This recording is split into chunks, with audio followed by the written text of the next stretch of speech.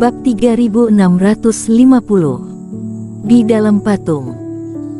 Surya Chen tidak terlalu menganggap penting Roy Su, tetapi dia tidak menyangka bahwa orang ini akan tetap berada di sisinya pada saat ini. Hal ini sangat mengejutkan Surya Chen. Sangat sulit untuk melihat ketulusan hati seseorang. Tuan Istana, aku akan membantumu. Lagi pula dia sudah sangat menyinggung Bobby Gao. Roy Su terus berteriak, tetapi dia tidak membalikkan tubuhnya. Dia terus menyerang Ronnie Ji. Meskipun dia menunjukkan kebaikannya kepada Roy Su, tapi dia tidak melupakan misinya sendiri, yaitu melindungi Eric Qin dengan baik. Jadi Roy Su terus menekan Ronnie Ji sepanjang jalan, membuat lawan tidak bisa bernapas sedikit pun, apalagi menyebabkan masalah bagi Eric Qin. Gawat. Perubahan ini juga mengubah raut wajah Bobby Gao dalam seketika. Mungkinkah orang ini ingin melakukan sesuatu pada patung suci itu? Pada saat ini, dia bahkan melemparkan Yuda Luo, yang telah dipukuli olehnya, yang tidak memiliki kekuatan untuk bertarung, kemudian dengan cepat melarikan diri, mengejar Eric Qin dengan panik dengan teknik gerakan tercepat. Mengabaikan lelucon di belakang, jarak Bobby Gao juga sangat jauh, dan tidak mungkin untuk menyusul dalam beberapa saat. Setelah menerbangkan dua iblis, Eric Qin akhirnya sampai pada kehampaan yang ingin dia dekati. Di lapangan di atas puncak gunung ini, kecuali kedelapan iblis itu, tampaknya hanya terdapat ruang terbuka, yang terasa damai dan aman.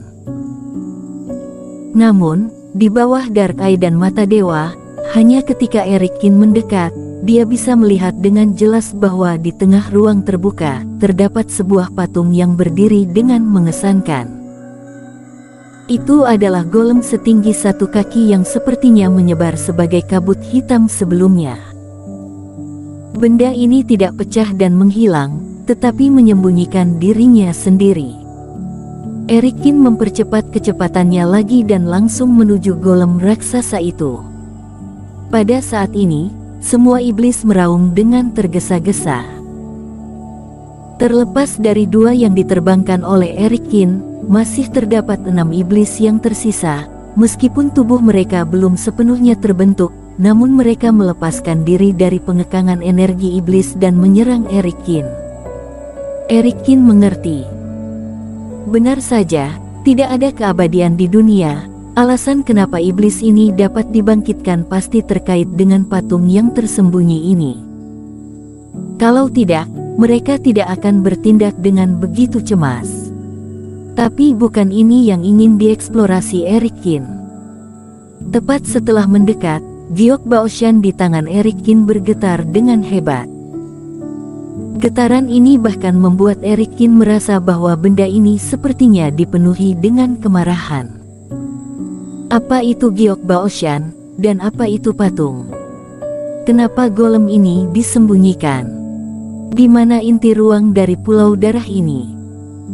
Semua rahasia ini mungkin tersembunyi di dalam patung ini, atau memang berada di dalam patung ini. Dia ingin melihat apa yang mengontrol rantai darah, memanipulasi pulau darah, bahkan menekan golem yang berteleportasi di sini. 100 kaki, 50 kaki. Mata Eric Qin berangsur-angsur menjadi sangat tajam. Di atas tubuhnya, cahaya keemasan mulai keluar. Pisau Yu yang muncul di tangannya, dan reiki di tubuhnya terus naik. 32 lubang ilahi semuanya menyala, dan Eric Qin yang terbang tampaknya telah berubah menjadi bintang yang terang. Di dalam laut kesadaran, tubuh Taois benih tiada taraf berakar dan bertunas, menjelma menjadi pohon yang menjulang tinggi. Bayangan pohon itu berputar, bergoyang dan bersinar.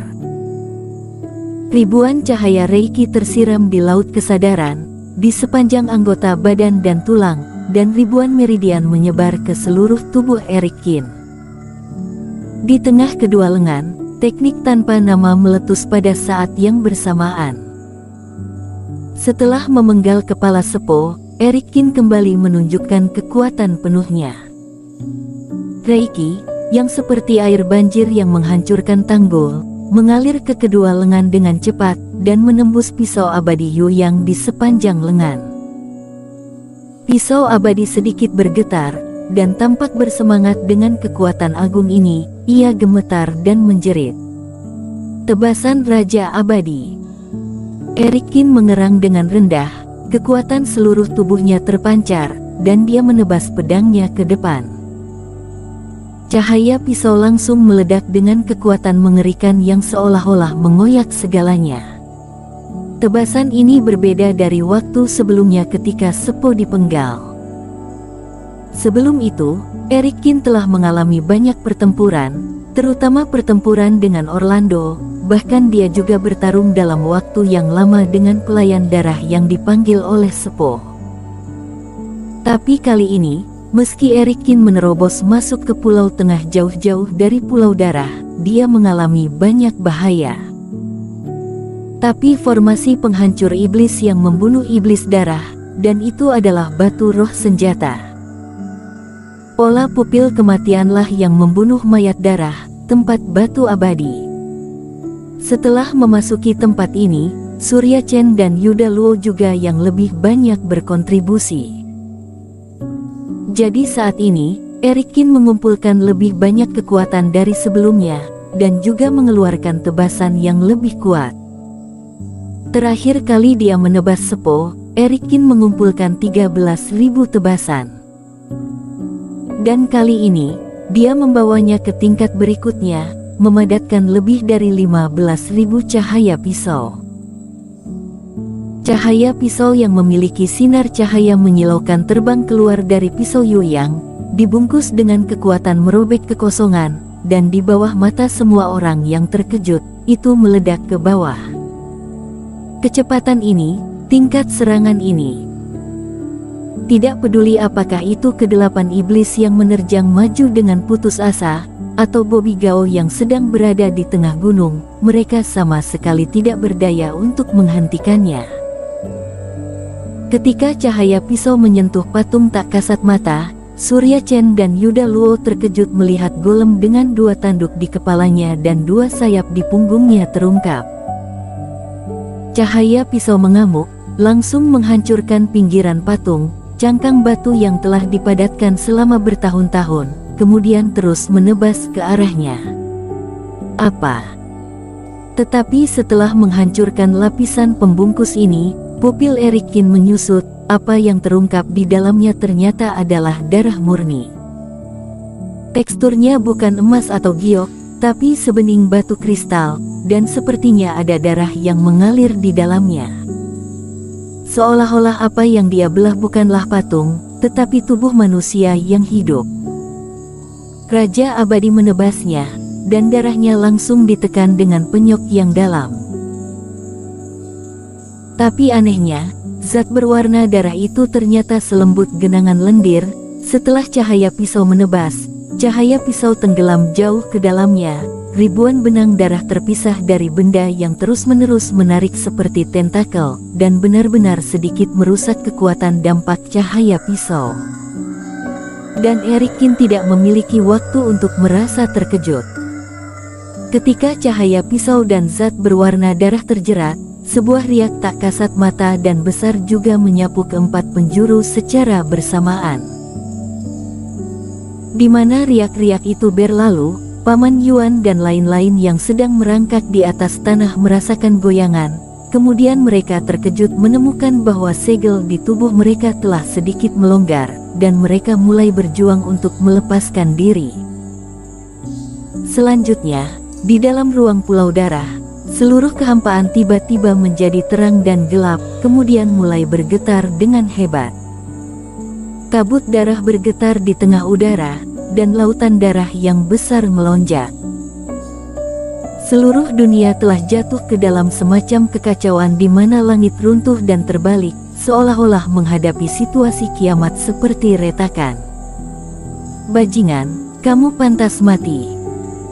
Raut wajah Bobby Gao berubah secara dramatis, dan dia mempercepat kecepatannya lagi. Tempat ini memang inti dari ruang pulau darah ini. Ini adalah tanah teleportasi yang sebenarnya, dan titik lemahnya. Mata Erikin berbinar. Pergerakan langit dan bumi mengkonfirmasi bahwa tebakannya benar, dan juga menjelaskan banyak pertanyaan yang dia bingungkan sebelumnya.